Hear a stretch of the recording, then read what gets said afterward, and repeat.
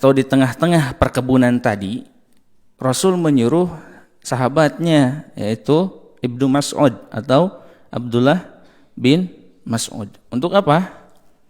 Untuk mengambil ranting di salah satu pohon yang ada di sana.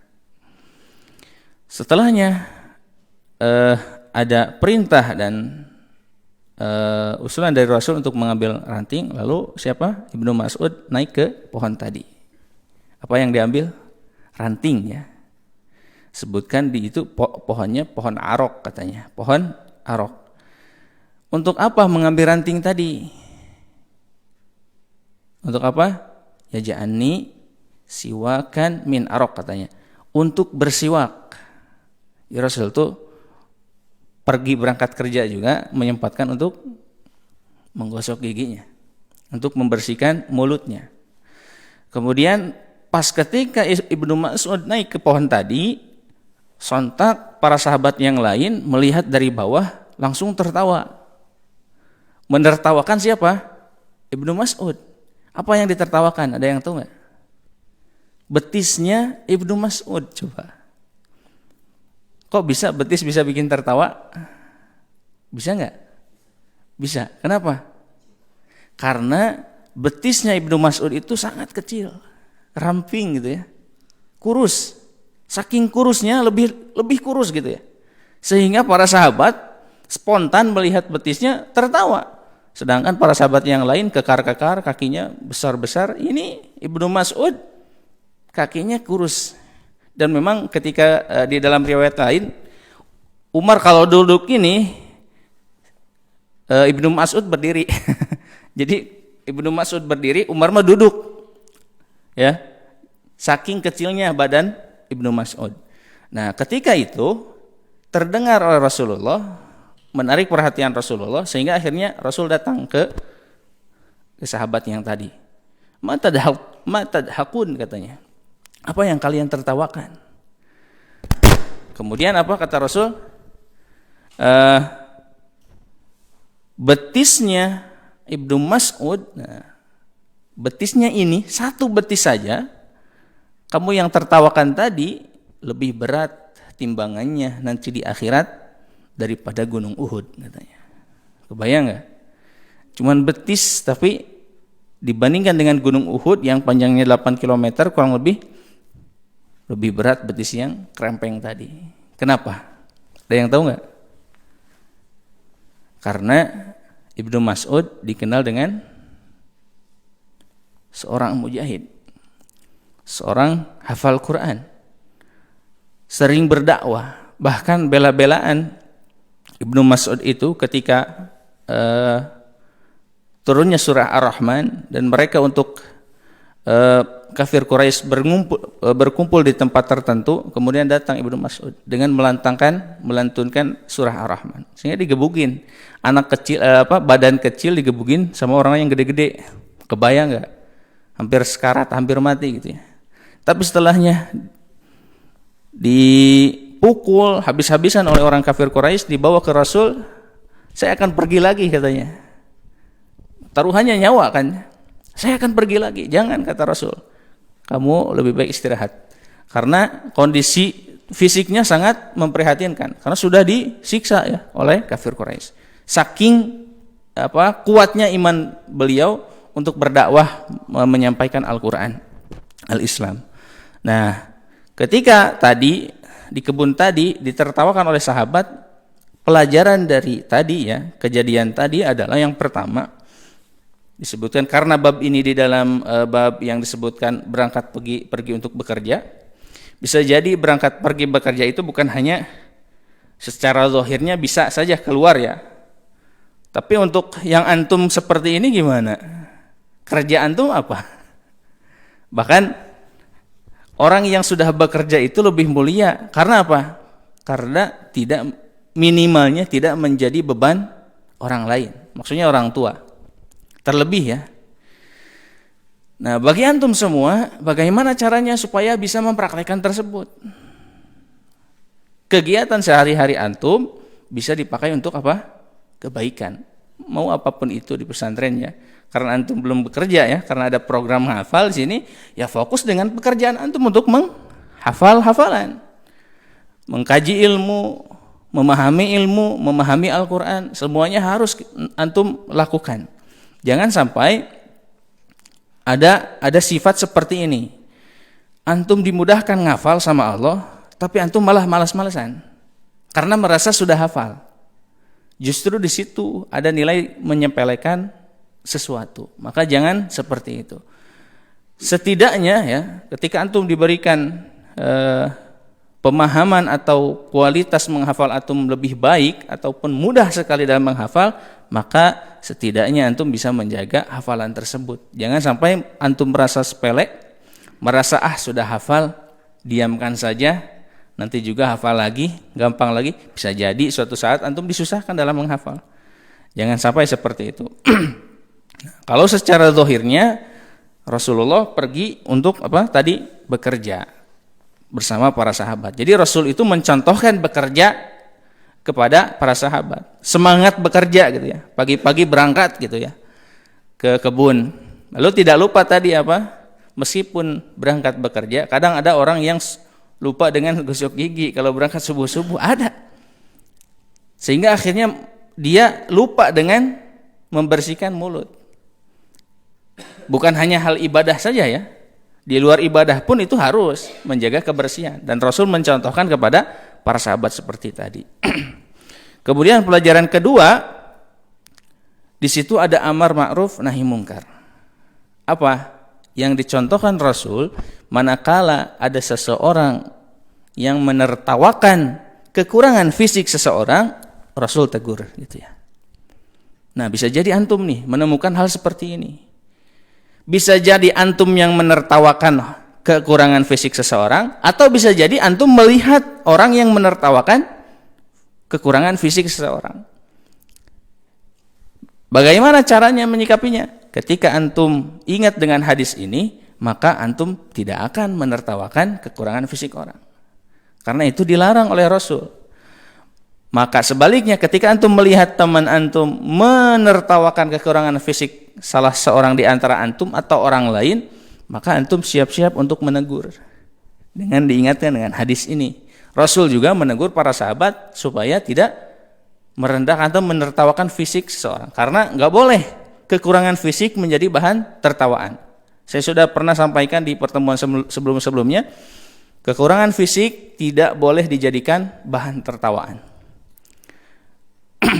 Banyak ya kekurangan fisik. Bahkan bisa jadi orang yang dianggap dirinya, ini sempurna badan saya punya wajah ganteng gitu ya, punya paras cantik gitu ya, badan kekar, six pack gitu ya. Saya lebih mulia daripada orang yang krempeng, wajahnya kurang ganteng gitu ya, jelek. Lihatnya ke opik, enggak baik. Jadi tidak dilihat dari suarikum. Innallaha la yanzuru ila suarikum, walakin yanzuru ila qulubikum. Yang Allah lihat itu hatinya, keikhlasannya dalam menjalani hidupnya, ibadahnya, apanya gitu ya. Kemudian perintah-perintah Allah senantiasa dilakukan, larangannya senantiasa ditinggalkan, maka ini adalah satu contoh yang diajarkan Nabi. Manakala tadi tidak boleh kekurangan fisik seseorang menjadi bahan tertawaan. Karena yang ditertawakan tadi kata Rasul, betisnya saja, satu betis lebih berat kalau ditimbang kebaikannya daripada gunung Uhud tadi. Gitu ya. Dan yang ketiga, teman-teman harus ingat, fisik kita akan ditimbang sama Allah. Maksudnya apa? Jadi yang ditimbang itu ada 3. Catatan amal baik dan buruk itu ditimbang. Kemudian yang kedua, amalnya ketika dia beramal. Ketiga, badannya, orangnya, fisiknya. Orangnya ya, mata antum, tangan antum, kepala antum, otak antum, kaki antum, perut antum akan ditimbang sama Allah. Pertama, catatan buku amal ya. Dalam hadis ada disebutkan bahwasanya ada seseorang yang buku catatannya nanti di akhirat tebalnya sepanjang mata memandang. Itu catatan amal maksiatnya, dosa-dosanya ya. Setebal mata memandang, coba bayangkan. Ini buku segini tebalnya, berapa tulisan? Banyak sekali. Ini dari sini sepanjang mata memandang. Kebayang nggak? Beratnya segimana? Antum pernah lihat ada kitab yang satu jilid segini, satu buku? Ada perempuan, kalau nggak salah orang Jepang, dia bikin skripsi segini tebalnya. Itu kebayang tulisannya segimana? Ternyata yang dibahas itu tentang permasalahan perempuan. Perasaan perempuan segini, ya. Berarti perasaan perempuan banyak sekali.